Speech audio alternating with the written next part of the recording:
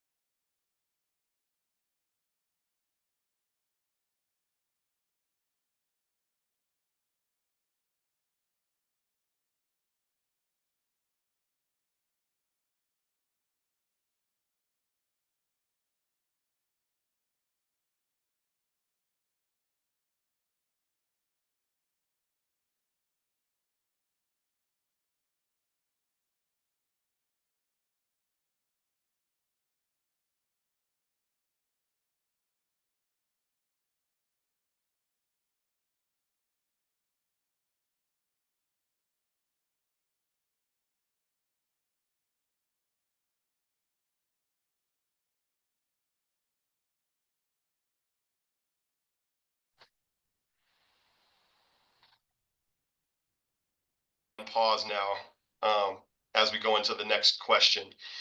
So I missed half of this, all this good stuff that came out. I missed recording it, but um, trust. We're talking about trust as this important and essential ingredient, basically that makes revenue possible within media. Um, and so on one side you got trust, which is authenticity, which is connection with the community, which is being a part of the community and not a watchdog on the community, or not a person exploiting the community, but actually seen as being a part of the community, which is deceptively difficult, right? I imagine that is quite difficult. Even I mean, on the small scale that I'm doing it with newsletters, it's hard. It's hard to do. So you've got trust on one side of the equation, but then you have technology on the other side, and kind of surveillance, and kind of like, now you come to my site, I can find out all this information about you. Like there's this other thing happening where those things begin to collide at some point, right? And we're going to have to figure out the line, because in order to stay profitable, we do kind of need this audience data, and we do need this understanding and this insight about people. But at the other hand, we need trust in order to even have the opportunity to get that. And I remember I was talking to Liesl Lang, who's the publisher of SRQ magazine. She's one of my favorite publishers, small magazine in Sarasota. And started talking to her about like all this technology and all these things we can do now, and she's a marketer, so I thought, okay, she, as a marketer, she's really going to latch on to all this. And she was like, we really just judge all the technology that we use has to go through the funnel of whether or not it harms our trust with our user. She said, anything that harms trust with our user, we won't do it. I don't care how profitable it is, I don't care how useful it is. If we compromise our trust, and she told me this a year ago, she's like, if we compromise our trust, we compromise the only thing we have, basically. I'm paraphrasing, she didn't say exactly that quote, but I just remember leaving that conversation and thinking, wow, this is a person who really hasn't has chosen to plant their flag in the ground on a priority that they will not compromise no matter what. Is that the way? I'd love to hear kind of what you think about how are publishers supposed to navigate this world where it's like your money's going to come from knowing all this data about your people, but you also have to make them trust you. So, how do they navigate that? What's the rule of thumb?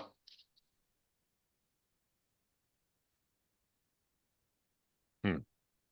It's a hard question, so I don't expect quick off the I, cuff out I answer, but I think a type B or a second half of that is like, to many of us, the definition of harm could be marginally different. Hmm. So what is harmful? mhm. Right. Mm, So define what harm means, right? Yeah. What right. she would say harmful is anything that compromises trust. I think that's what she would say. She's not here, so Yeah, and we're seeing that reflected in the numbers and the analytics in lower engagement rates. I mean, if you don't trust something, You know, like your car. If like 1 out of 10 times you drive your car, it's going to catch on fire. You ain't going to drive that thing very long. Yeah. Um, and the analytics will show that. You'll start seeing less time spent on site. You'll start seeing the cohorts tailing off quicker. You'll still get a bunch of hits when there's a big news story or an event, but people will look for something else that they trust more. Yeah. That'd be the harm. For what, how you build trust. It reminds me of the old adage about social media. It's slow cooking but fast boiling. That it takes a whole bunch of time for it to grow incrementally. Trust happens with a whole bunch of reciprocal interactions. But it blows up quickly if people feel like you're not being honest, if you're being manipulative, if you're being conniving. Right. Which is where the tech giants got it wrong. Yeah. Right. Yeah, and that's why there's been so much outrage every time there's a data leak or we find out that they're spying on us, or that, you know, the microphones on our phones are turned on by default to like gather our conversations and weaponize our own data against us. Yeah. We don't like that. So Anyone it's, yeah. I'll let it sit. Jim, I'm probably going to pick on you in a little bit.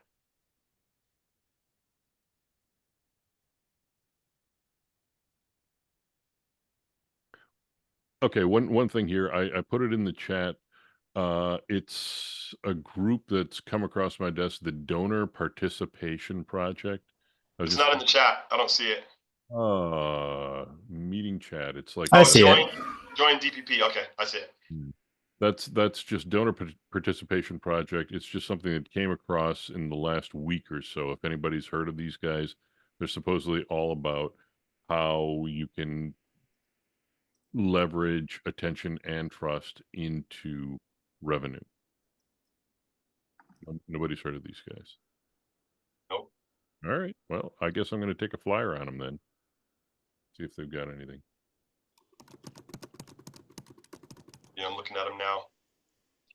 Yeah. It's a tough question because I think there's at some point you're gonna have to decide what are the limits. You know, what is there a world in which you can have total trust and get oodles and oodles and oodles of monetizable information from the same audience?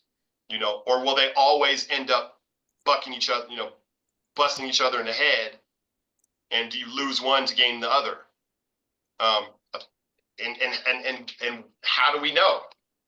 Well, You know, I think that answer has changed a lot the last 3, 5, 10 years, because in the 5 to 10 year ago range, I had to provide personally, as the user, the subscriber, the whatever, I had to provide the insight that ultimately you want to potentially use to go make money. I have to give you my email address. I have to tell you my age range. I have to tell you my income range. I have to pick my top 5 interests of your 25.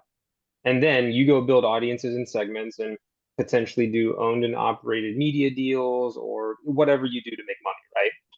But in the today, in the last couple years, with just my personal email, you can go find out a ton of that information without me providing it.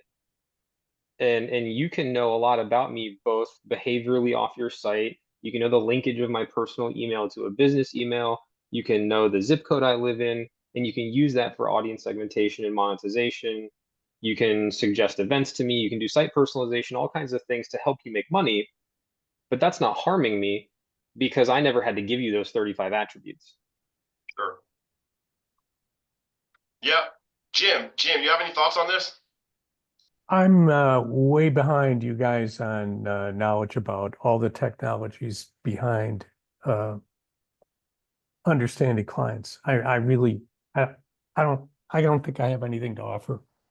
Well, I don't. So the reason I pick on you is not because I you know, not because in some sense it's irrelevant, all the specific technologies. The bottom line is people can just get a lot of information about you now. right? Like that's the bottom line. There are a lot of different ways to just gather information about audience and understand them. And so I'm talking to you more as a person who understands trust, you know, Well, and one of the things I worry about, actually, when I'm publishing stuff in a newsletter and on my website, I really do worry about the impact that anything I'm publishing is going to have on somebody negatively in terms of leading them to be attacked. For example, we work at Sembra Media, we work with a lot of media in Latin America. And when, so for example, if we're publishing information about journalists who are covering Cuba, for example, um, whatever we publish about them could potentially be, and actually has been used by the government of Cuba, not only in Cuba, but in Florida and in the US to surveil people, to threaten people, and all sorts of stuff like that. So I worry about that a lot. As when I was just a journalist writing stuff and we were publishing stuff in the newspaper, I thought, that's their problem now. These are facts. These are the facts. These are the people involved. And there it is. But yeah. I don't know if that helps. Well, it does. I mean, if you, I guess to some degree, it's like, do you earnestly care about your readers? And I mean, I think that's what you're even describing. Like. I'm wearing a different hat now because I'm more of a consultant than a publisher, and so because of that, for example, when I interview somebody, I assume everything's off the record, but after an interview, I will go back to a person and say, is there anything about this that makes you uncomfortable? I never did that as a reporter or editor. And it's because I'm doing a different kind of work, if that Right. makes any sense. It does make sense. It's the heart of it that matters. I'm gonna pass it over to you, Kenny, because I think you sit in this seat where you are both trying to connect a community and you have a reputable brand in the market, right, with Red Bank Green, and you're also a technology guy, so you understand very well where technology is going and all that. So how do you then reconcile those two competing, if they're indeed even competing? Like I'd love to hear your thoughts on that. Well, from my standpoint, the thing is, like, when it comes to hyper local, I've kind of decided that I wasn't going to do any of the tracking or any of the stuff that, like, I don't really have a whole lot in terms of technology that isn't built by Red Bank Green. Yeah. I'm not really building audiences. I don't really care about the data, which I know is actually kind of like antithetical to our group here, but I think that I don't know if I'm ever going to be able to like I'll never be able to beat Google or Facebook in the game of data. They're just like I've worked at an ad exchange. Like I worked at Yahoo on their ad exchange. I saw how far reaching it was in 2010. And it's just a mountain to climb. It's like, why bother? But what I can do is kind of I can give people advertising that they can see, they can believe in it, like they can see it with their own eyes. Like my differentiator is that if somebody advertises with Google or Facebook, or an advertiser does, like they don't actually see their campaign run ever.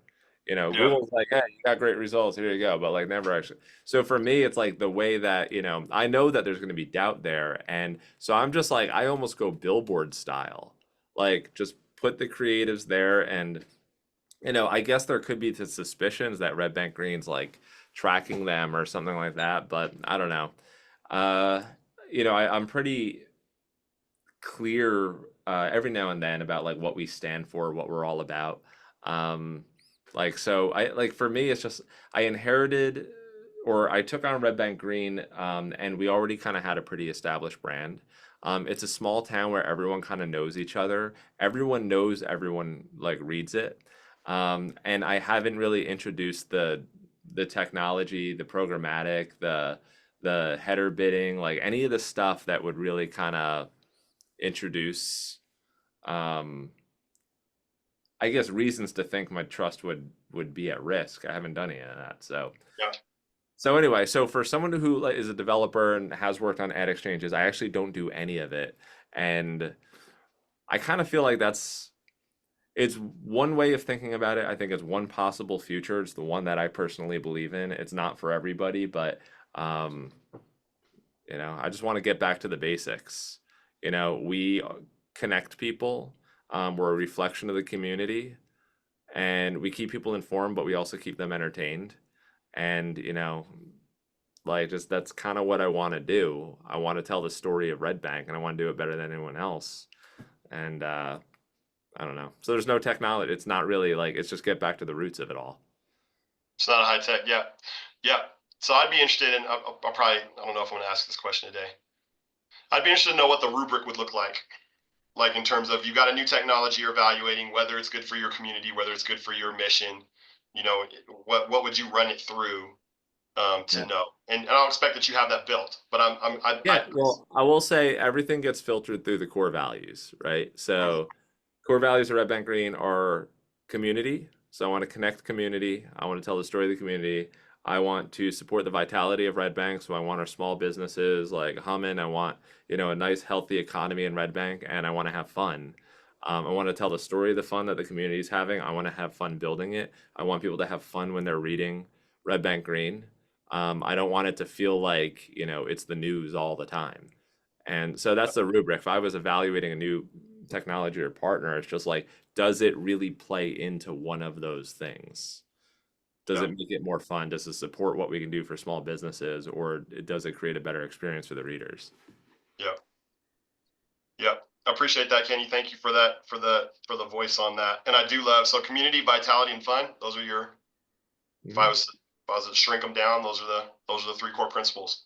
Yep. Yeah. So you're like the sage and the jester all in one. I don't have a great understanding of like the terms and what they're all about, but I'll take your word for it. I just made that up, so take my word for it at your own peril. It's fine. So last couple minutes before we go. So I was going to talk a little bit about Greg. Greg is a member of our group, Greg Crable, who wrote a book on CDP. And I was going to let him speak a little bit about the book. I know he sent everybody a link to the book, so everybody's got access to it. I got to interview him about that actually last week. And so, anybody who wants to get caught up on what his book is about, but it's basically simplifying the concept of CDP, and I think making some evaluations. Part of what we were trying to do for a while, which was make some determinations as to whether customer data platforms, that technology set has a lot of relevance to the small to mid-sized publisher. And I think our overall conclusion was start small. And so basically cobble technology, if you're interested in CDP and in starting to, organize and collect your data, then you're going to want to start small and use tools like, a combination of accessible tools that you've probably already been exposed to, and, get some traction there before you ever even consider investing a lot of money into a complex technology like CDP. I think that's kind of the recommendation of this group as far as I can tell. And I think he kind of reaffirms that in his book a bit. So great book. I'll just put the word out that that's there for people who are looking to that's correct. Greg's gift couldn't be here today. He actually had an engagement, but his gift is taking complex things and putting them in common language. And so that's kind of what he's doing with his book. And then our last few minutes, I always leave for needs and offers. So what I love about this part is, when we first started, it's testimonials about connection, who people here connected with, and the ways that we're collaborating with each other.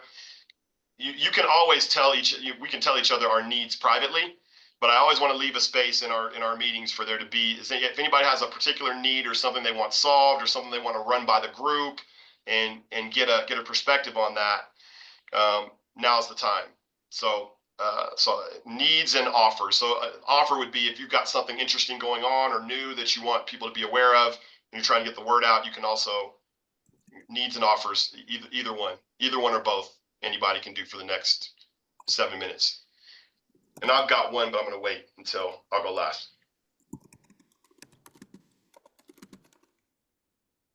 Well, I'll start. So as I mentioned, I'm launching a publication in December, and I would love 30 minutes just to brainstorm that launch and how to be most effective in kicking off a hard launch well. We've got a lot of ideas, a lot of vision. It's coming together. Super excited about it, but I'd love to just be able to bounce ideas off of somebody that's gone down this path before me and figure out what I should be doing and things I should be avoiding. Launch strategy. Yeah.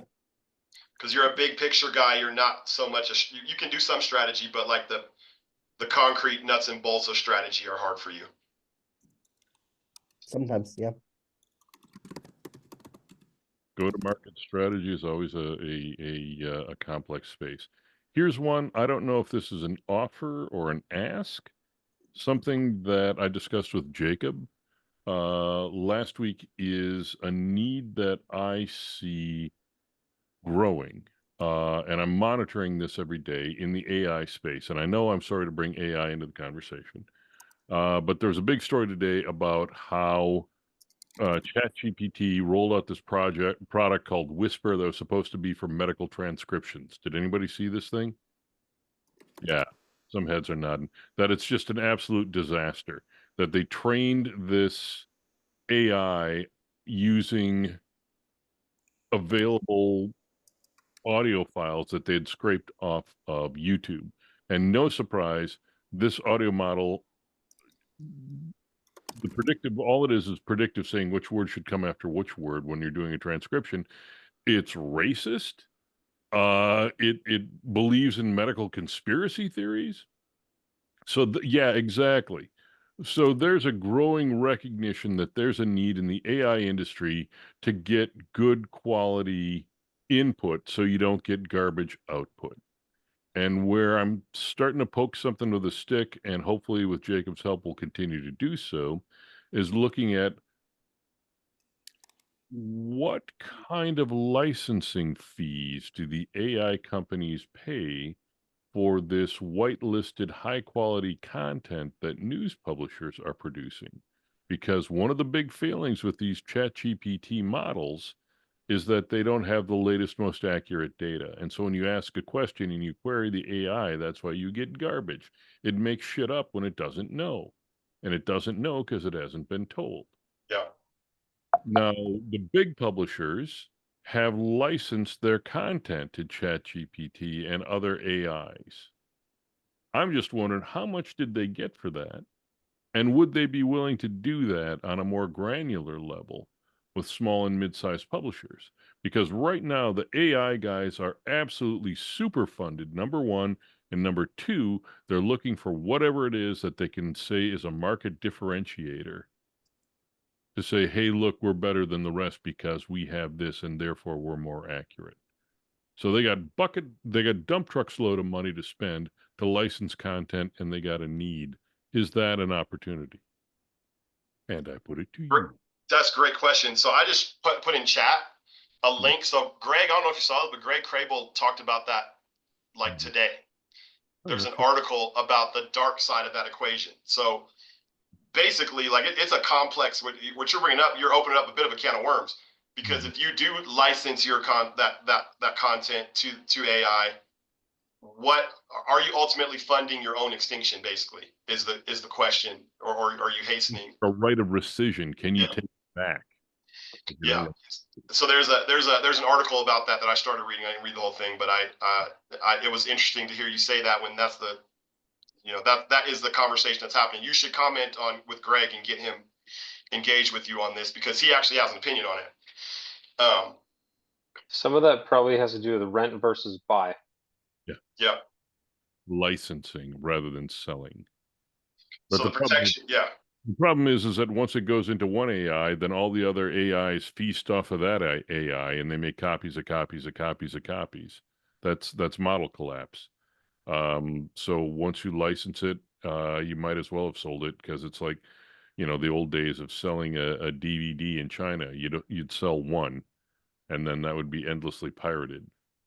Which is why James, from having taught in China, has such a wonderful DVD collection. My aunt used to work for Delta and she still does. And I remember as a kid, she would come back from her overseas trips, I swear, with like movies that weren't released in the US for like another 2 months.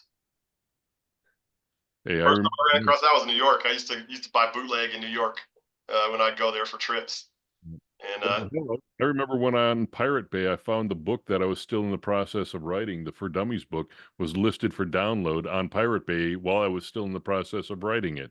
Wow.